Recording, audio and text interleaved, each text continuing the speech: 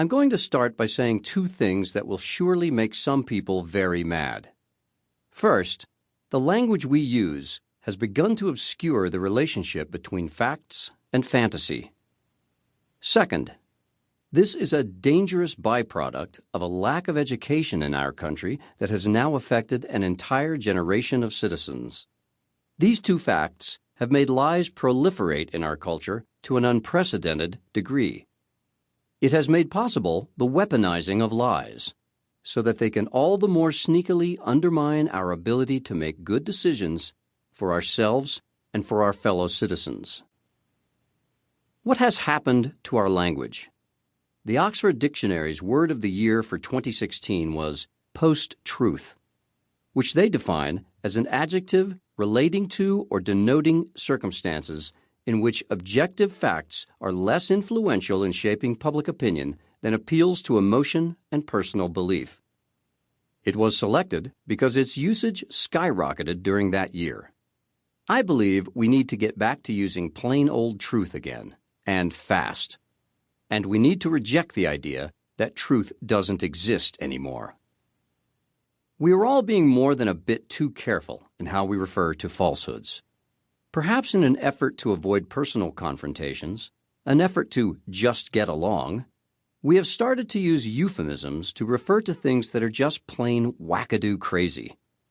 The lie that the Washington, D.C. pizza shop Comet Ping Pong was running a sex slave operation spearheaded by Hillary Clinton led Edgar M. Welch, 28, of Salisbury, North Carolina, to drive 350 miles from his home to Washington, D.C., and fire his semi-automatic weapon inside the pizzeria on Sunday, December 4, 2016, just days after post-truth became the word of the year.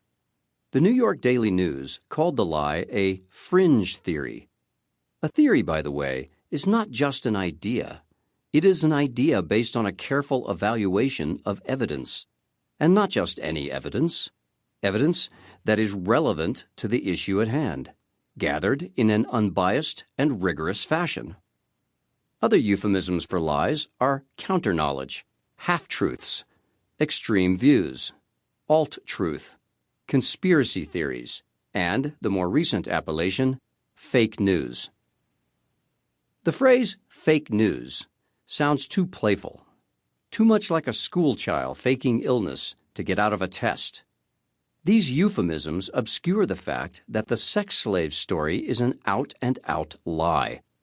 The people who wrote it knew that it wasn't true. There are not two sides to a story when one side is a lie. Journalists, and the rest of us, must stop giving equal time to things that don't have a fact-based opposing side. Two sides to a story exist when evidence exists on both sides of a position. Then, reasonable people may disagree about how to weigh that evidence and what conclusion to form from it. Everyone, of course, is entitled to their own opinions, but they are not entitled to their own facts. Lies are an absence of facts and, in many cases, a direct contradiction of them. Truth matters. A post-truth era is an era of willful irrationality, reversing all the great advances humankind has made. Maybe journalists don't want to call fake news what it is, a lie, because they don't want to offend the liars. But I say offend them. Call them on the carpet. Perhaps a better formulation is, what has been happening to our educational systems and institutions in the run-up to this post-truth era? The number of books students read on average declines steadily every single year after second grade. Already 15 years ago, the U.S. Department of Education found that more than 1 in 5 adult Americans were not even able to locate information in text or make low-level inferences using printed materials. We have apparently failed to teach our children what constitutes evidence and how to evaluate it. This is worthy of our outrage. Edgar Welch, the Comet Ping Pong shooter, told authorities that he was investigating the conspiracy theory after reading about it online. Our information infrastructure is powerful. It can do good or it can do harm, and each of us needs to know how to separate the two.